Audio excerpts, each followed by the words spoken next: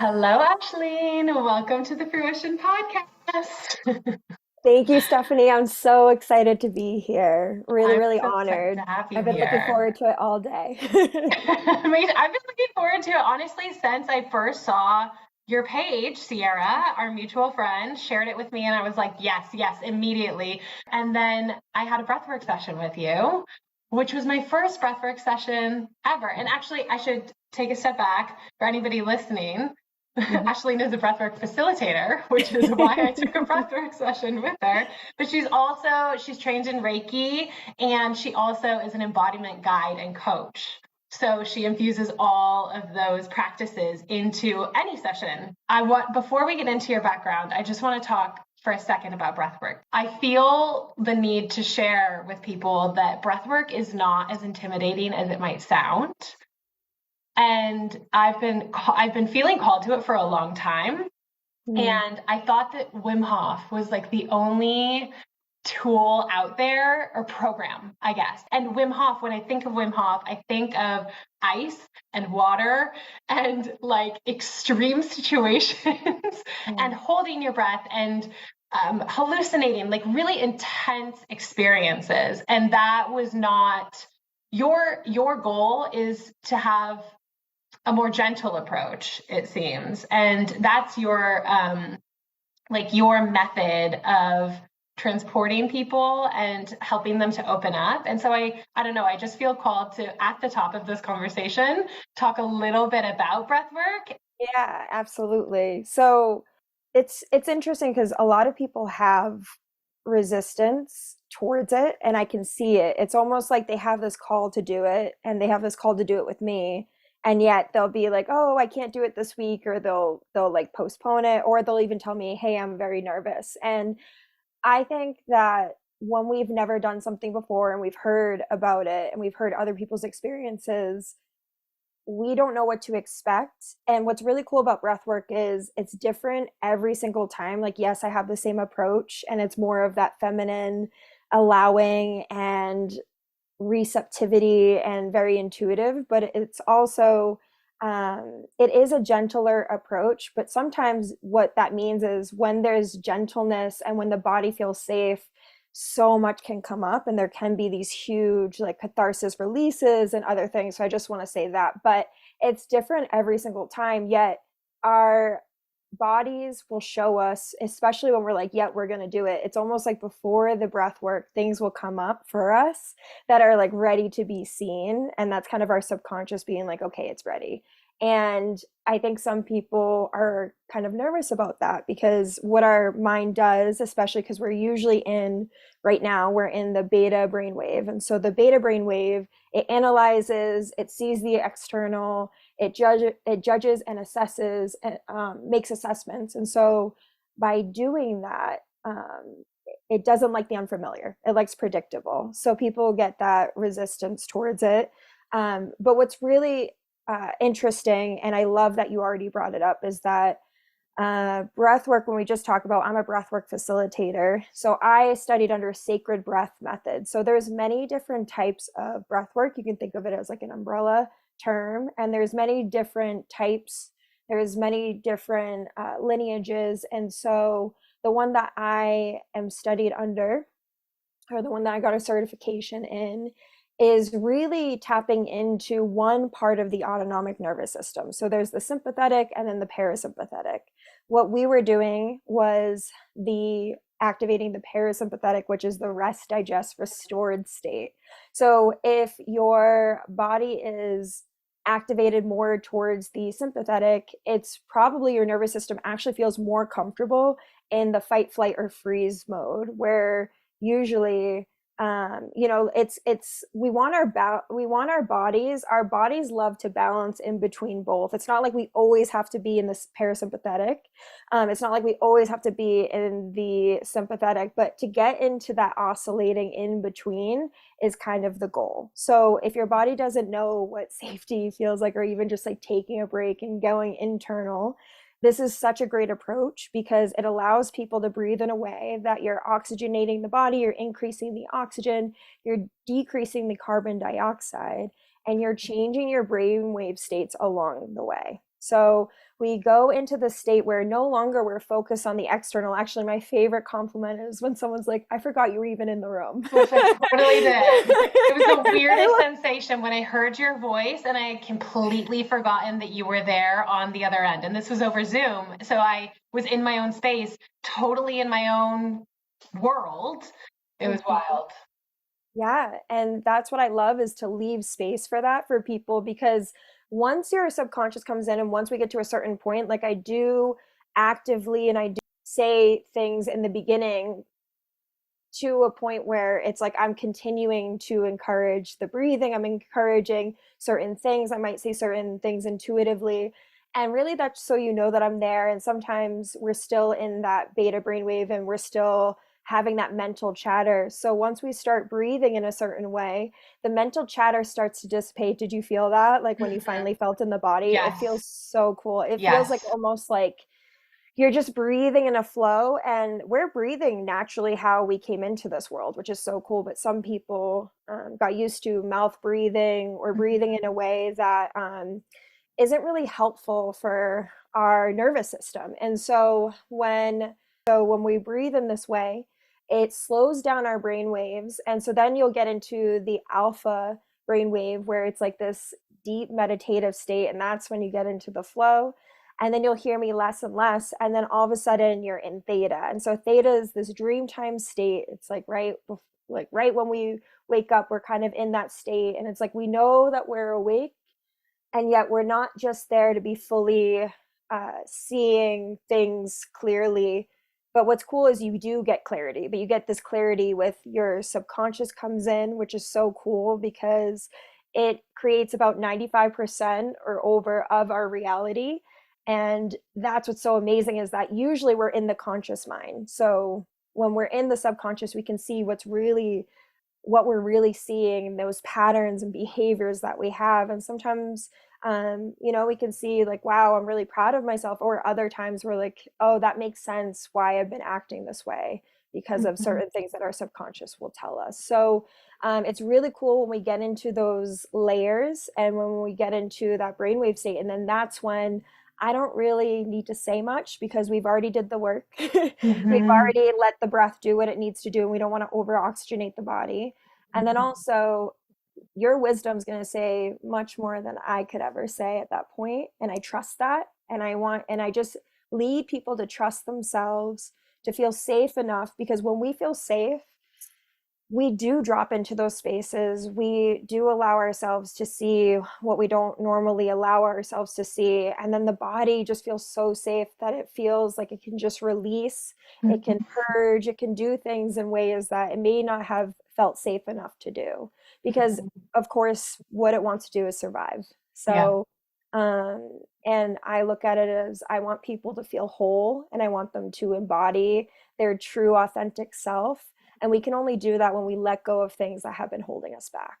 Yes, Yeah. yes, I love that. And one of the reasons that I was so drawn to you as a facilitator specifically is because of that more gentle, soft approach Mhm. and allowing yourself to open in your own time and in your own way. And like you just said, speaking and guiding and initiating at the beginning, but then just allowing your own brain and your own body to respond and open and show up as it needs to. That feels so much more empowering to me. And as a person who's been pretty intense and extreme, like, growing up and in my childhood, definitely more of a physical person. Like, I connect more to myself through my body, I think. And so I can get into that flow state when I'm doing something physical. And that's why I was really drawn to breath work, the idea of breath work at all, because it does feel like a physical way to get out of my brain. I'm a big overthinker, a lot of chatter going on up Me there. too. Yeah, like just really, it seemed like a way that I could turn that off and just be in my body while still being in a relaxed, gentle, open state to receive from my subconscious. Whereas if I'm active physically in the world, I can get hits of those messages, but it's not such like a concentrated channel. With other clients that you've worked with, how many of them are going in looking to let go versus receive? Yeah. Either a pattern that you might have or a mindset. You're looking for a mindset shift. You want to let go of a limiting belief that you have, maybe. But then lately, I've done a lot of that. But lately, I'm opening myself to this idea of learning how to receive and maybe letting go of less and opening myself to more unknown. Yeah. Does that make any sense? It absolutely does. Yeah. And I will definitely answer that. But what I think what was great was I so relate to everything that you said. And what was really cool is you talking about that empowerment. And for me, that's what drew me, or why I'm so drawn to breath work, is because I actually found breath work through somatic therapy and being so disassociated. I ran the Boston Marathon. I did things that it was like I needed to push myself in order for me to feel in my body.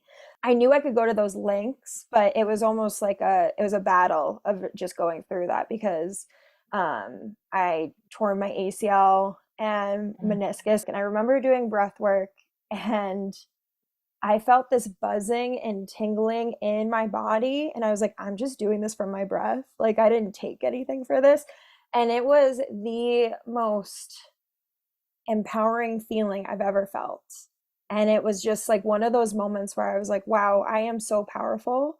And this feels a little overwhelming at first. So I really get why my clients, like, it feels overwhelming. They're getting this technique, which we'll talk about, but it's just like these certain sensations that almost can take us back, because we really don't know the amount of energy we give away to other people, and we don't allow ourselves to call back our energy and really feel our own energy and feel the power of it and the strength that comes with that, and just that inner wisdom that comes with that, and also that trust of being like, wow, if I can feel this and this is my own energy, what can I do with this? This is like so incredible. So when I first started out, it was more of like releasing and calming my nervous system. So every single client has a different goal, but what's so beautiful is that what I hear, or commonly I hear, that they get more than what they came in for. And I think giving something away can also coexist with receiving, because when we let something go, we have so much room to receive. We have so much room to take in what we truly want to not only embody, but what we want to receive. If we feel like we're not deserving, and there's something, a story we keep telling ourselves of, oh, I don't deserve this, or even support, people receiving support, that's the biggest thing. It's like our first couple of sessions is just them breathing, yes, but like just allowing themselves to be supported and feel safe in that container for them to fully be into the breath, so that they can lose that control and ultimately surrender to the process and realize that that's where the real power is that surrendering.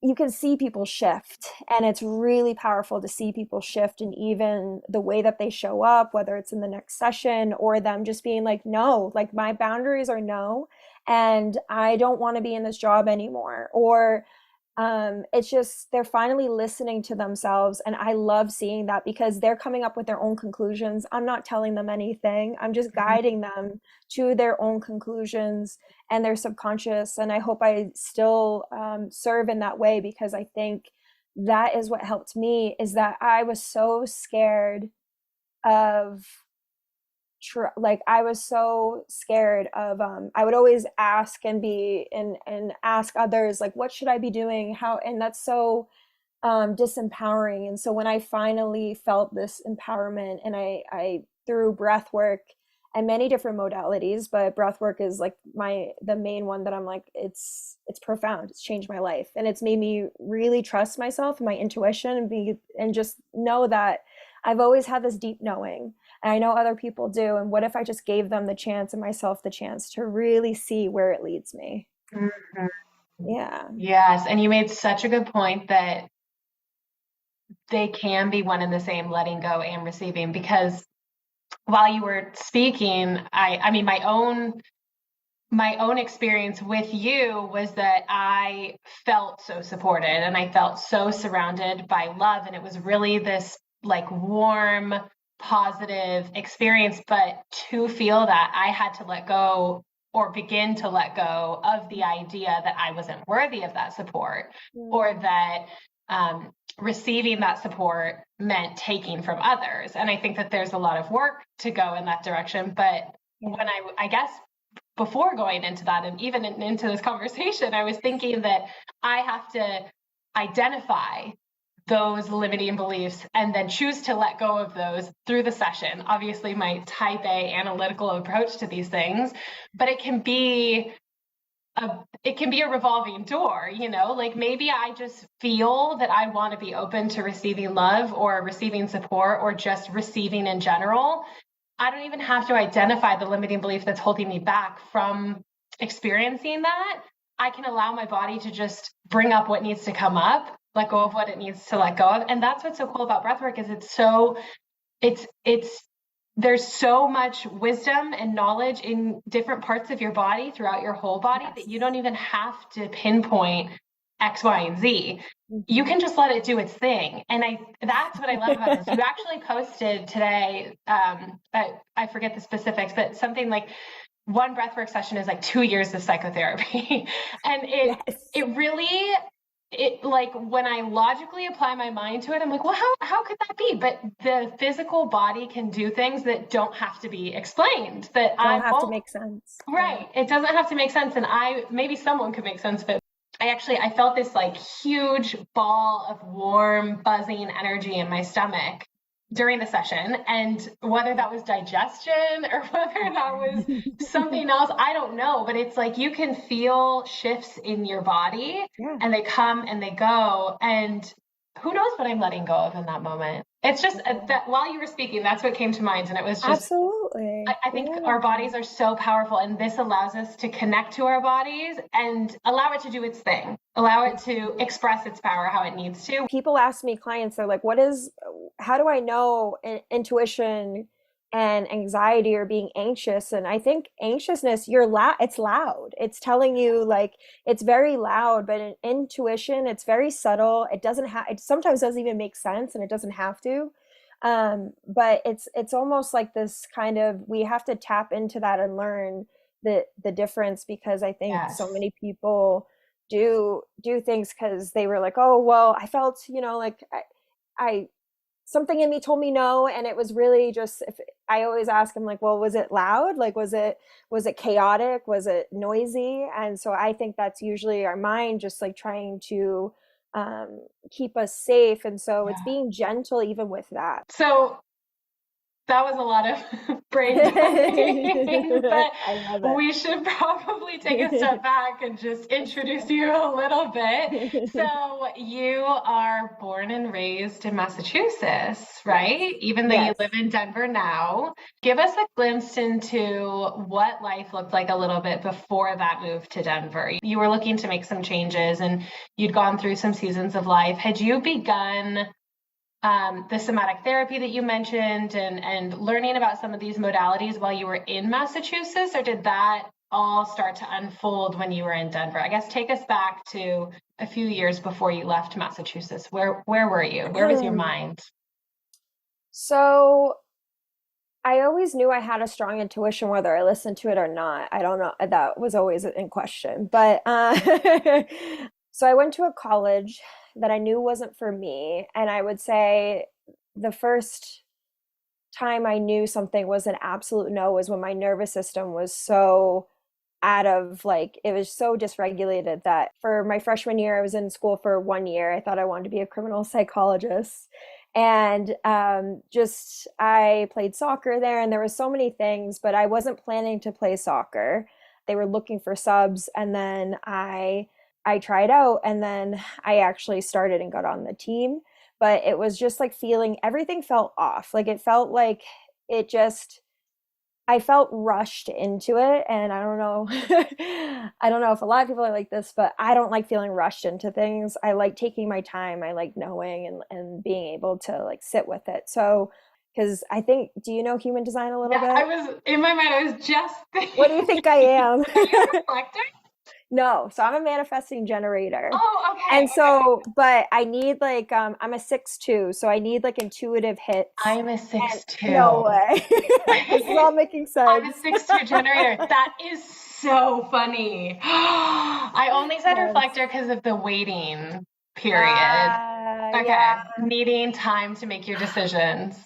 No, I have these intuitive hits, but it's almost like I need, when I'm not clear about something, I need like time. But I remember one time in like 4th of July, someone was like, "Oh, so you were so excited for to go back to college?"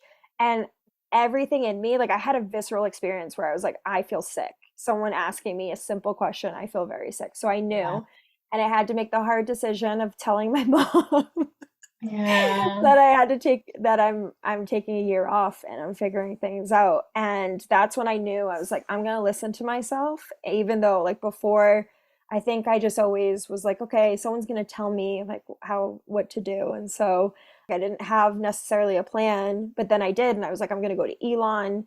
I saved up, I did all these things, I worked, and I remember doing a yoga class and then something just hit me. I'm like, I'm gonna get something in the mail. And I actually did, and I got accepted to Elon. So No way. yeah. And so I went to Elon and I studied. I wanted to go into psychology still. And then I took a philosophy class and it just intrigued me so much. And I loved the just the feeling of, wow, if we ask the not necessarily right questions, but if we ask profound questions, it will lead to deeper conversations. And I felt like I was always known as the emotional deep person. And so I felt really welcomed there. And I felt like, wow, this feels good. And I'm challenging myself and I'm challenging my beliefs. And so I decided to get my bachelor's in philosophy. While I did that, Wow. I played rugby. And Hardcore. yeah, and then I had this idea that I wanted to train to go to Ireland to play there and just see how it goes. And then I tore my ACL meniscus. Um, and I went to Costa Rica to study abroad, and that really taught me about a different way of living. And it was really cool because I learned about sustainability there. And it just was like these little moments in time that just really cultivated a lot of information for me to be like, okay, what is it that I want to do? So I still had no plan because the plan was really to go to Ireland and that wasn't happening. And so then I backpacked through Europe with one of my really good friends, Nadia.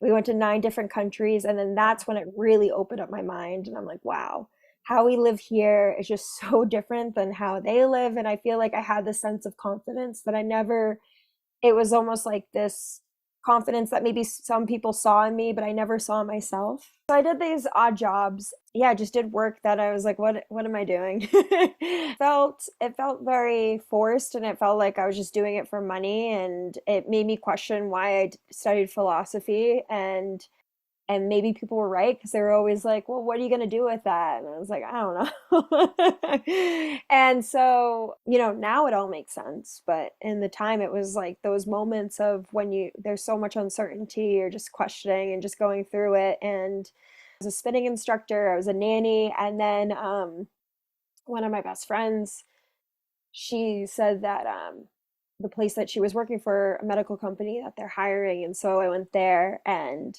what was really cool is I had one of the best people, my boss in my life, and she was amazing. And she just was so encouraging and was just saw my potential. And it was just really nice to have that. When I was before I got hired here, I found a flight to Denver for $70 round trip. And I was like, I gotta go. So I went, I got a rental. I had this really cool experience where I got to know people.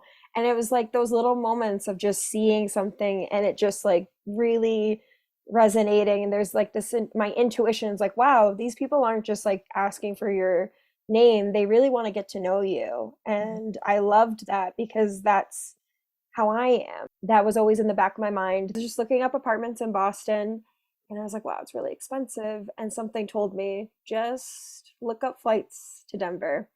And if it's under 200, book it. And it was 140 and I just booked it right then and there. So Wow. that was in August. I booked the flight for January 3rd and I sold everything. And then I didn't find a place until a week before I moved here. I mean, none of it made sense. Wow. Sounds like you were newly really committing to listening to your intuition. And that's a big commitment to make, or a big leap of faith. Leave your job with no other job and no apartment to live in Colorado. So were you scared in those moments making those decisions? It was the weirdest thing. It was the weirdest thing. It was like everything will work out. I also saved up enough that it was I was like I will it's I will figure it out. And I did. And I found a place. But yeah, I didn't have a job right away.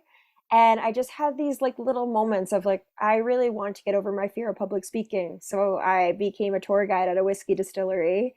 It really built this sense of confidence in me, and yet that was a time that you don't know what you don't know. And I just was dysregulated. And so I always felt like I was like, oh, people would say that I'm really grounded and calm, but I didn't feel that way. So I was like, maybe I'm just an anxious person. And so I did a couple of other jobs, and then the pandemic happened. And then I went through a breakup that really just shifted everything. And I was like, wow, I have to take radical responsibility and heal. And so when I did somatic therapy, I was so overwhelmed with emotions, I didn't even know how to pinpoint it. And Mhm. that was learning how to regulate my nervous system was easily the greatest gift that I could have received. And it was so scary receiving support, to trust. I didn't really know how to trust. I still have times where I really have to change that story or that narrative, but like learning to trust myself and having those moments of being like, I trusted myself then, I can trust myself now, Mhm. has really helped. There's times where I was like, did I make a mistake? I mean, my first year was really tough, but I've been here for, yeah, on January 3rd, it will be 6 years. And these past 2 years, I've been the most intentional in my life. I've created a business. I have amazing friends and family all over, some through doing yoga teacher training, others through breathwork, and then others through networking and just meeting people along the way. And Mhm. I love my life that I've created. I have a dog that I've been wanting since I was 4 years old. I gave up my favorite Power Rangers bike when I was four at a yard sale, thinking I would get a dog. And I just waited, a couple of years. It's been amazing. And I wouldn't change anything. I think everything led me to this moment. And I think I'm a big person that believes in growing and transformation and just not being stuck, and that no matter what happened in the past, you can get through it. And that's Mhm. learning just to progress and learning what really is meaningful to you. And for me right now, it's definitely connection, community, and really just learning more about myself. Mhm. Mhm. You really do seem like a person who shows up for the growth, no matter what you think it's going to look like. What is different about when you do that now versus when you were pushing yourself out of your comfort zone to get over something like public speaking and leading tours? Because you said that you had a dysregulated nervous system at the time, but you Yeah. didn't really know it. But some might say from the outside, you were really intentional in that choice also. You wanted to Yeah. face this fear of yours and you set that intention to evolve and grow, and you did, and you Mhm. got over it. But you Yeah. did it with a dysregulated nervous system. So it can be done. It And can be I've done done. that many times too. It just doesn't Yeah. feel as good I don't throughout. It doesn't, and yet I don't, and I'm not saying not to do things because of a dysregulated nervous Right. system. Right. And also our nervous system is going to be dysregulated when we're doing something that feels like, many people are like, I'm more scared of public speaking than death. And I don't know if it's getting over the fear. I think it's being more comfortable with my fear and realizing that it doesn't have to control me. and that I Mm-hmm. could still, I'm still nervous. I still get Mm-hmm. nervous. Like I just did a woman's circle and I took a break, and it's more, it's a different, I internalize it differently. I'm more excited because Mm. the reason being is because I'm in my purpose now. Before I Mm-hmm. didn't have the intention of being in my purpose. I just did it to do it. I mean, like whiskey isn't my purpose, but it like led me to do something that I was afraid to do, and I'm so grateful for it. I think now it's like I have this sense of purpose and I'm serving in a way that feel makes me feel very fulfilled, and I see my mission, and I have a different Mm-hmm. why now. So that's why everything has changed for me. I was really afraid. I thought I was afraid of intimacy with other people, but what I was really afraid of was intimacy with myself. Because what that meant was I had to meet every part of me that I was so scared of. I had to meet every part of me that I've rejected. I've had to meet every part of myself that felt like it wasn't good enough. I had to meet every part of myself that felt like um, that at times wasn't the nicest to myself, and rejected other people because I was so scared of them finding me out or them seeing that I wasn't this person that they thought that I was. So, um, yeah, for me, that's really powerful because it's like when you can meet yourself in those ways and find that intimacy with yourself, you can meet people in such deep and profound ways. Yes. Yes. Wow. I so relate to that. And it's an interesting experience too when you do develop that relationship with yourself more so. I found myself almost being like a little bit less willing to share, or I guess my sharing of myself was coming from a different place. And Mm, I think that this for me is the difference between doing something, stepping through a fear or evolving or growing or pushing myself with a dysregulated nervous system versus a regulated nervous system yeah. is like where you're coming from with it.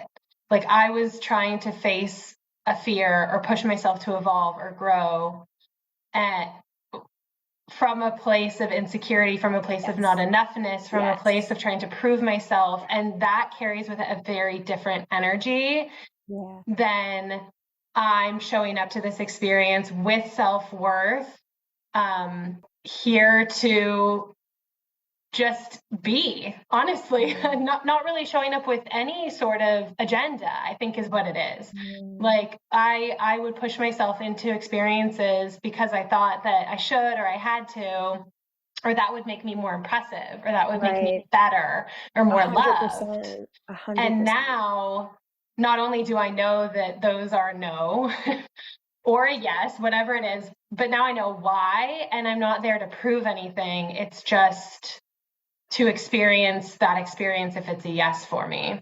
Yeah, And absolutely. it's the nervous system regulation I think allows for the clarity and the connection to yourself, but then also just the process of getting to know yourself, the intimacy that you develop with yourself. But yeah, what I've noticed lately is I'm almost holding back less because I was showing up Mm, to relationships or experiences with other people desperate for acceptance and wanting to overshare from a place of mm, insecurity. Whereas yeah, now I find myself holding back a bit more because I I don't know. I'm still working through it, but I think yeah, like I'm valuing myself a bit more in the sense that yeah. like I don't know if I want to give that piece over to you yet. I don't know if Yes. I trust you enough yet to share this thought that I had or this feeling that Yeah, I'm feeling. You know, like I want to experience yeah, it with myself now right. and I want to process it with myself and like maybe Yeah, I'll share it with you down the line. Maybe I won't. Whereas in the past I was like,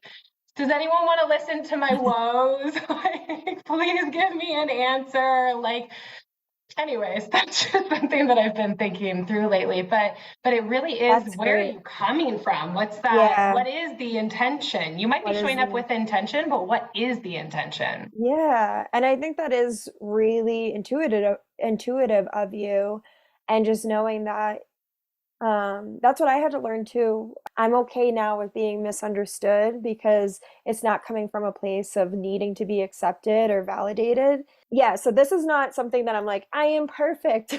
No, no. Because Guess People, what? no, we're Guess working it what? out. This is the real time Yeah, I get processing all the there's things, time. yeah, there's things that happened last week, and Yeah. I but what I love is that I don't stay there any longer, and I don't make it Yeah. mean anything about me, and I don't make it mean a story, and I don't like, like I was very much um in the victim, like just seeing things as like people are doing stuff to me without realizing my power and being like, no, I actually um I get to create. I get to co-create. I get to be the one that says like how I want to show up and how I want to be, and also who I want to be around. And so it's a cool space to be in once you see the difference in that. I love studying Carl Jung, and he says, until you make the unconscious conscious, you will allow it to direct your life, and you will call it fate.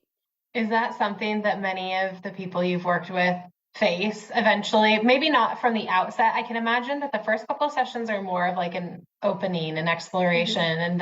and then more um, like realizing a few sessions in. Is that something that people you've worked with regularly are facing or dealing with, and it's a obstacle that they have to get through? Absolutely. I have programs, and I do because I feel the more breath work you do, especially with the type of breath work that I do. So it's not just like you breathe, and I should probably explain that a little bit. It's not just Yeah, you yeah. breathe and you're out of it. So I have a container where I do a meditation, or maybe I'll do some somatic embodiment before. If I feel like someone's in their head, maybe I'll do some somatic practices before just to get them into the body, and Really really to quick, get can you them. explain just what that is? I know a lot of people listening don't know what somatic even means, and when you Yeah, say somatic practices, what that yeah, is. absolutely. So soma means the body, and so it's relating to your body. And so doing practices, it just really means like whether it's like shaking your hands or Mhm. doing things in a way of like just kind of moving. And so um it it's really also just connecting with things that are like, wow, I feel this tightness in my chest. And so we'll kind of like go into that and be like, oh, well, what does that feel like? Or, and then go into it so that they're kind of getting more in tuned, and they're more out of the head and more into the body already starting out. It just makes the process much easier for them, and for me to guide them. So then we'll get into a meditation. I always do a curated playlist that I make, and then we get into the breath. It's a nose inhale, mouth exhale. And for different people, sometimes I'll do like different speeds. It just really depends on how many breath works we've done together. Just kind of seeing it's a diaphragmatic breathing, so just seeing their lung capacity, what they can really do at that time. Sometimes it's hard for people to breathe in that way, and if you're an overthinker, I just want you to breathe in through your nose, out through your mouth, and then we'll go Mhm. from there. And then they slow down the breath at a certain point. If it's in person, I'll do energy work if they're okay with touch. If not, we just kind of integrate in a different way. And then we do a nice long, just allow them to come back to their breath, come to rest. And typically it's anywhere from an hour to an hour and 15, just depending on people's process. I allow people to process more. So my sessions are usually around 2 hours. And so I forget what I was saying before this, but I think what it does is like this process really allows people to get really into the body and express in ways that maybe they haven't expressed before, and be really intuitive with it. It's almost like delayering and like peeling the onion. So it's like people, as they continue to do the breath work, as they continue to be guided, I also do in person, I do drumming and rattling because it helps the brain waves as well. I And love so it's like that. it really allows people to drop into their subconscious in ways that it's like, again, your subconscious, once you start trusting it and once you start trusting the process, there's so many nuances to it. But once you get in flow, sometimes it takes a couple sessions. Sometimes people get right into it, but there's so much that can messages. I mean, I still do breath work because there's times where I'm just in a state of needing more clarity, needing more to trust myself, or just needing that. And I have people help, like hold space for me. I know I have amazing facilitators in my life, and then but then I'll also do it on my own, and it's really great to get into those spaces. So my clients, yes, I feel some people go just to regulate their nervous system, because it's hard to get into those spaces of creativity and the layering of the unknown and in your theta brainwave, and to be creative with it. 'Cause sometimes you can see visuals.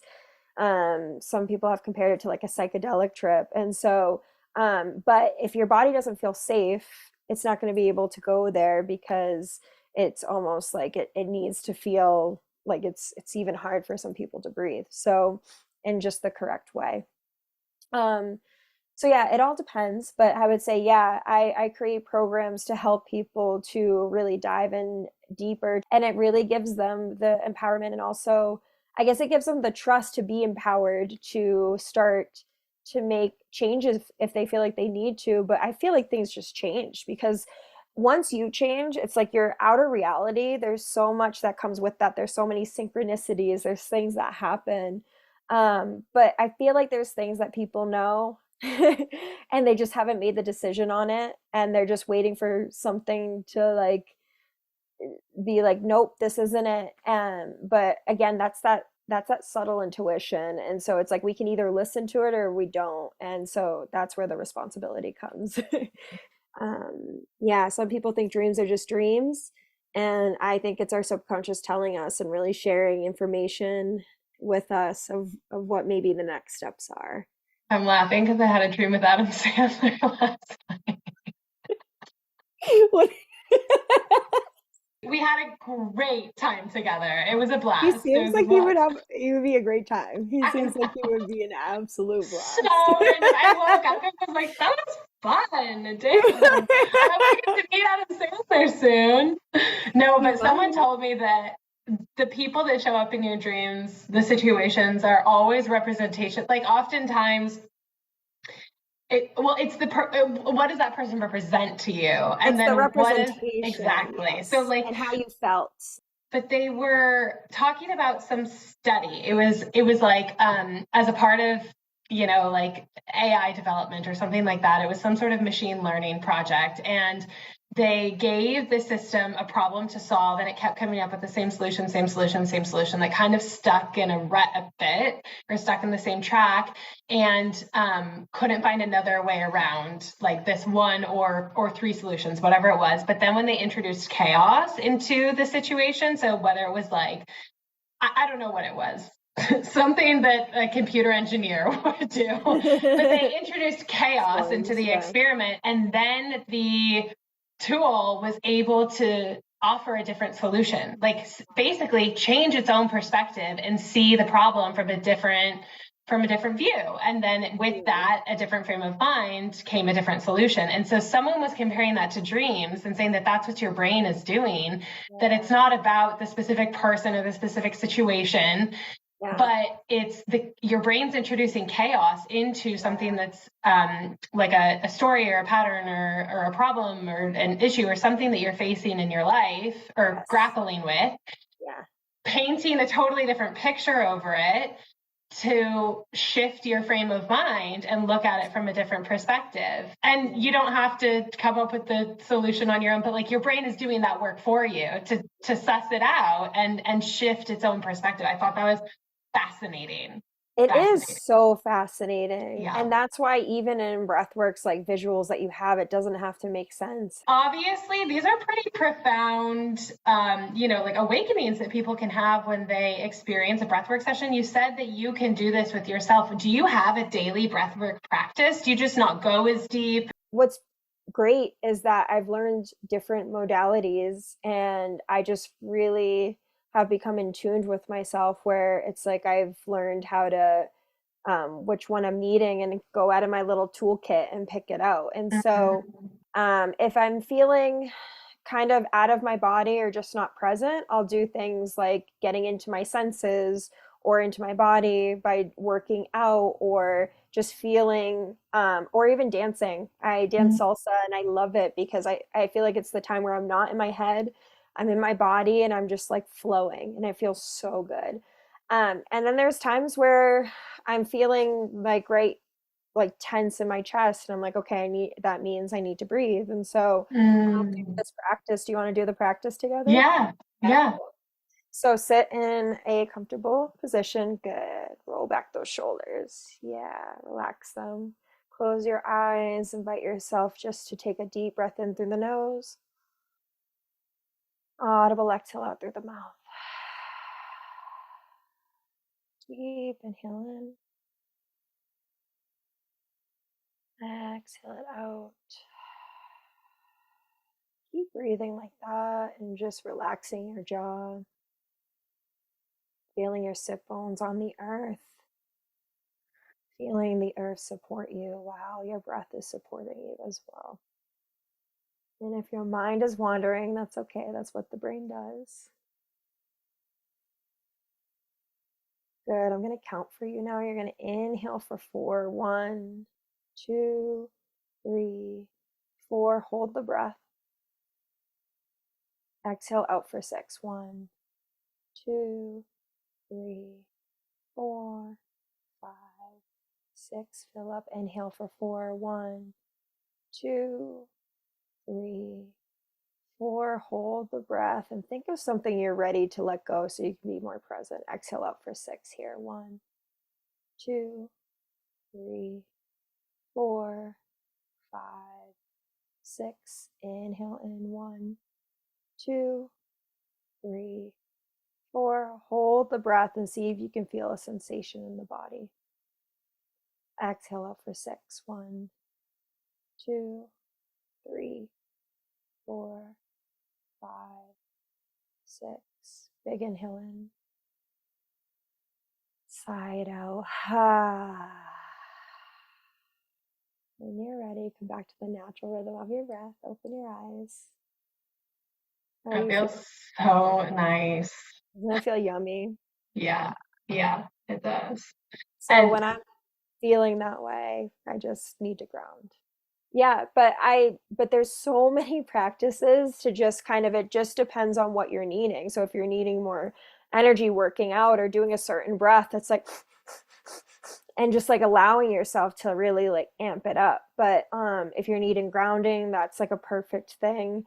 And if I'm just needing clarity, that's when I go into a deeper breath work. If I'm needing mm, just like a sense of there's things happening in my life that I'm feeling like there's something there that I can learn from, but it's too in my face that I can't really allow it to just be there. And so I'll allow my subconscious to show me exactly what I'm needing to see. I'm curious to know how things have showed up in your life differently since changing your career path in this direction, and obviously getting deeper and deeper in this work and embodying it more, and listening to your intuition more and listening to your yeses and your nos more and being more Yeah. boundaries. So what has really been showing up for me, and what's so interesting is I feel like each year it's like something different. So last year was really about just showing up in my leadership and really seeing myself as a leader and seeing all the support that I was receiving and being able to calm my nervous system enough around that to be able to hold that and um, to be able to, and just so much gratefulness um, came from it. It still amazes me because it's almost like the universe or just signs from not just that, but like people wanting to support me and just in ways of just seeing how this is being received and my guidance is being received, and just like even finding out about this training, just it's just showing me that this is definitely my path. And doesn't mean that there's times where I don't second guess it, but I think I came in the first year of trying to prove that. And I think it was like proving that to myself that I'm like, I just did this big scary leap like I did when I moved here by myself to Denver. I have to work my ass off because that's all I've ever known. I mean, I started working at Dunkin' Donuts when I was 14 years old. I bought my first car when I was 15. Like, I'm not afraid to work, but life doesn't have to be this hard. And so I had to take a step back and be like, you know what? I'm working myself to the point where I actually was like questioning whether this was my path, Mhm. because I was like, I don't I don't feel like I'm serving, and I just felt like I wasn't taking care of myself, and I wasn't like, I felt like there I was felt like I was serving, giving, but there was a sense of like not having time for myself or for joy or even for to do things that I felt like, yes, this is my purpose, but this isn't my identity, and I felt like I was leaning into that. And so once I realized that, I took a step back.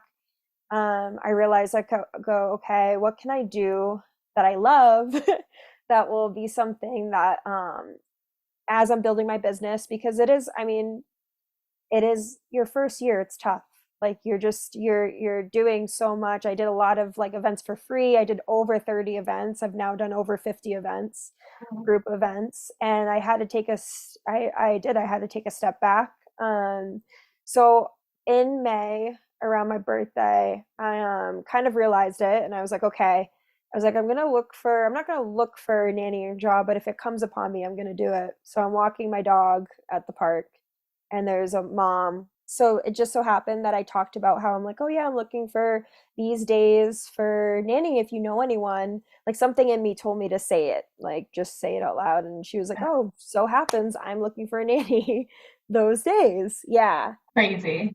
And then I had to get over this fear of being like, oh, I'm a failure if I'm not going full time. And it's given me so much life. I mean, I'm such a nurturer by heart, and I love it. And it's so much fun. And it gives me so much space and creativity. And I can work while I'm nannying. It's quite amazing. And since I did that, I'm not kidding, Stephanie, my business has grown. I mean, I took a step back from group events, and I had more clients want to do one-on-one privates. I've had people that want to do programs. I just felt like now I get to do group events when I feel like it feels good now. Taking that step back and leaning into my fear really created so much expansion, so much love for myself, and just so much grace. I think in taking the pressure off of your business by Yeah. by taking a step back like that and having another income stream that Yeah. can help balance things out for you a little bit more allows the space for your aligned clients to come through. Like, I Absolutely. don't know if that ever showed up for you in your practice, but You you did. probably are attracting people who really are picking up what you're putting down, to put it simply, and like Yes. you don't have to over explain or really force it or over educate or whatever you might have been doing, however that might have been showing up. But it sounds like you Wow. were really overworking to try to bring people in, but maybe those weren't even the right people. Thank you so much. Wow. Thank you so much for that reflection, because I guess I never even took a moment to kind of look back and see, but that absolutely happened because of that. And I wouldn't be able to do the training that I'm in now that feels so aligned at this time. It feels so much Wow. if I wasn't able to do that. So yeah, I have the best clients. They're so aligned and they're so appreciative, and uh so wow. I'm like really taking that in. I'm gonna sit with that, and Good. that just like opened my heart, because it was like that's a big part of it too. It's so big.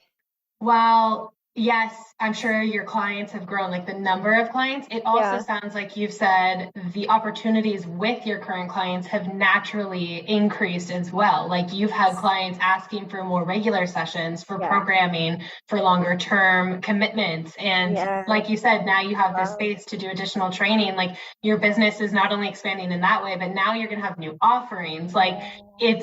it's exponentially growing because you took that pressure off of it to grow in a different Yeah. way. It's Yeah. really And a cool to big see.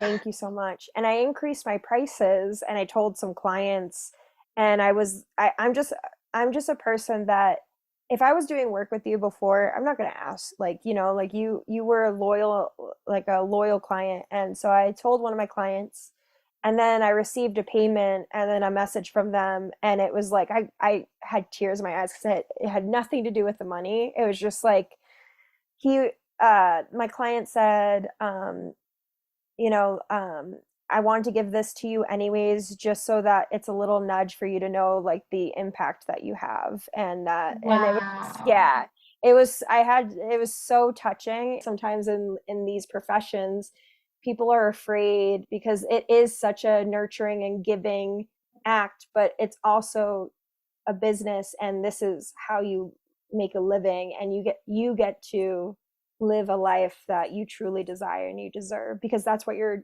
allowing your clients to, you're offering for them and guiding them through, is them in their wholeness and in their fullness and empowering them. Why do you not get to be empowered? 100%. That is such Yeah. a good point. I love that. Wow.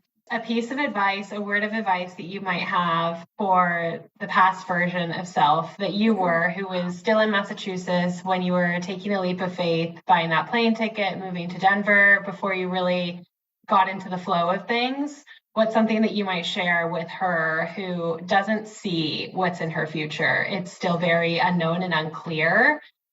That I know you're doing this from a place of feeling unworthy, but you are going to feel you get to allow yourself to move in an empowering way and get to feel the value that so many people see and that maybe you don't see yet. I don't know, I just would wish for her to see that the power that she had in making those decisions, that it wasn't for nothing, but it also is like, if she used that through confidence rather than through like the sense of feeling unworthy, how much she would have shown up even more. So yeah, I think Mhm. I would give her advice to show up with confidence and with loving intention, and that like so much will be opened up for her because of that. And final question, what is a book or a resource or something maybe that you've listened to or experienced that really was pivotal and impactful for you? Absolutely too. Okay. Breath by James Nestor. I Mm, have to say it. so good. And then I love The Alchemist. Oh, I love yeah. it. And I read it on New Year's Eve last New Year's Eve. And I think it's going to be a tradition that I do, because I it was love just like that. I got a different message almost every time. And yeah, it's really powerful, because I think this explains, it really sums up this podcast and our podcast in a nutshell, is that we have all these ripples and we have all these ways that we can go and move and go in different directions. And yet, like, it will always lead us in that, if we do believe that we have a destiny, um, that nothing will really stop us, because we always have that like inkling or intuition. And so can't mess it up even if you tried. Hi, me again. If you made it all the way through, I bet you're pretty serious about moving the needle to align with your dreams and feel good in your own life. Good for you. Before you leave, I would love to hear a takeaway that you got from this episode in the reviews. That'll help me tailor conversations to be more useful to you in the future. Okay, you're the best. Thank you.